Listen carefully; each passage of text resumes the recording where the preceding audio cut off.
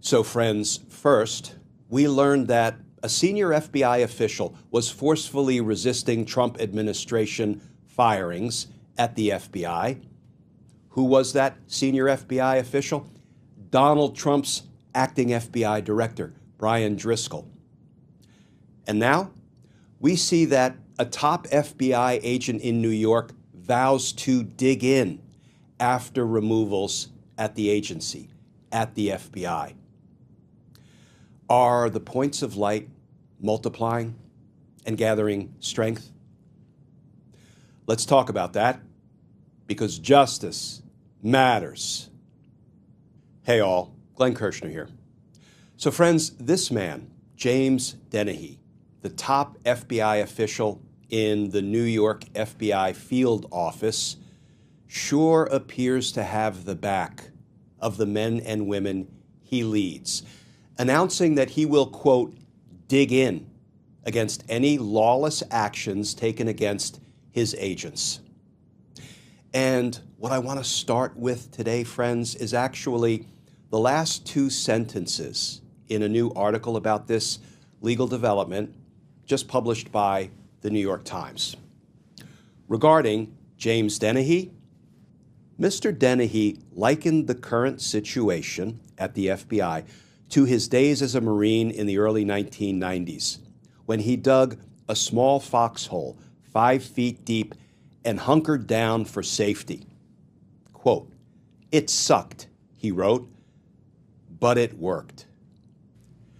Friends, that's some powerful imagery coming from the head of the FBI New York field office, a former Marine, digging a foxhole, hunkering down, having the backs of the people he supervises, protecting them against any attempted lawlessness, retribution, revenge, retaliation for those FBI agents doing their jobs, investigating the crimes committed on January 6th at the U.S. Capitol. Well, now that we've read the end of the New York Times article, let's jump back to the beginning of this new reporting. Headline, top FBI agent in New York vows to dig in after removals at agency. And that article begins, the top agent at the FBI's New York field office vowed in a defiant email to his staff to dig in after the Trump administration targeted officials involved in the investigations into the January 6th attack and praised the Bureau's interim leaders for defending the FBI's, independence.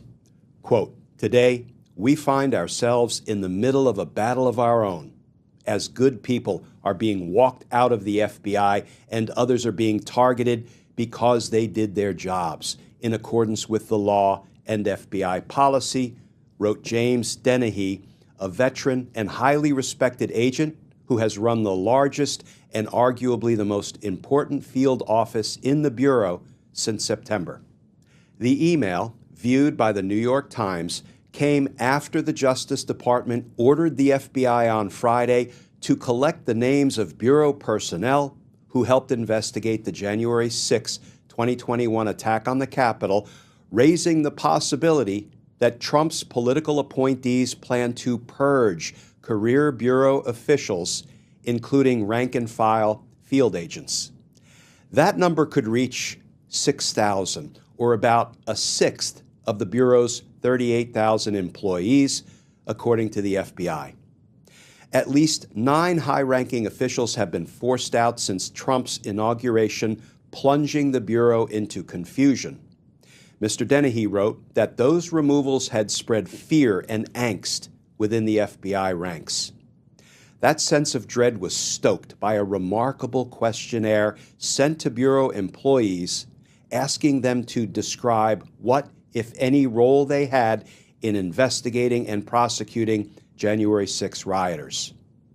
The form requires the employees to say if they collected evidence, provided support services, interviewed witnesses, executed search warrants, or testified at trial, basic activities of FBI employees during the normal and lawful course of their duties. They have until 3 p.m. Monday to complete the forms.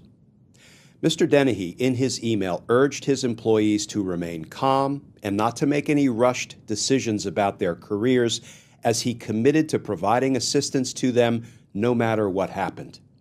He also suggested he had no intention of stepping down. Quote, "Time for me to dig in," he wrote. In an extraordinary gesture, Mr. Dennehy, a former Marine, praised the two top acting officials at the FBI, Brian Driscoll and Mr. Kassane, for fighting for the Bureau's employees. Both resisted efforts to immediately oust career employees, and they pushed for a formal review process to delay or mitigate the disruption, according to people familiar with the situation.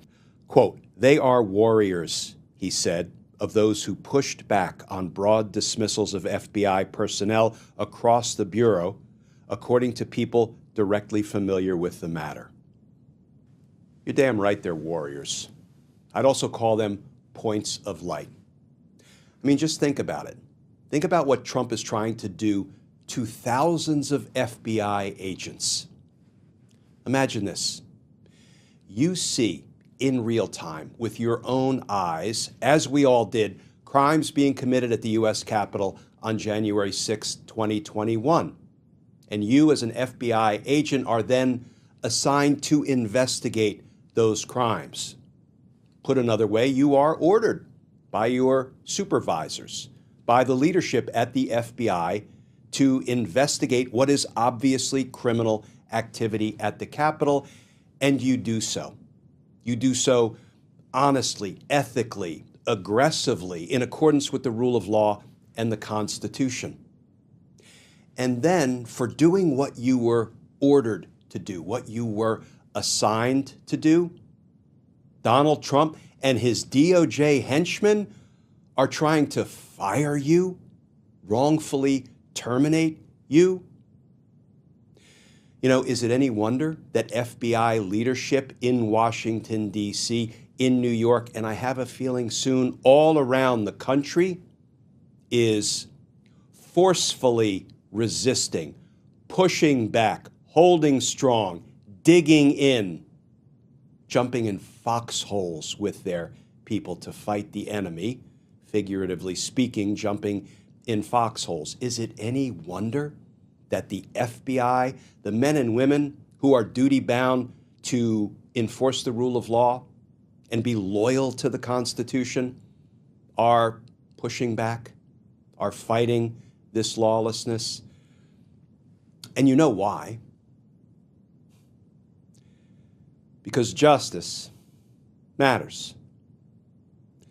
Friends, there are points of light out there. We have to support them, feed them, prop them up, because they're going to help break through the Trump-induced darkness. It won't be quick. It won't be easy.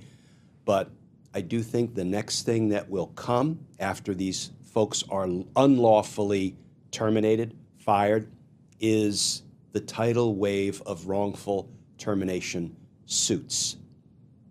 So stay strong. Don't despair.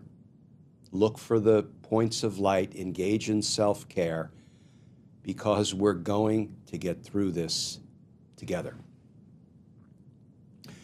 As always, friends, please stay safe. Please stay tuned. And I look forward to talking with you all again tomorrow.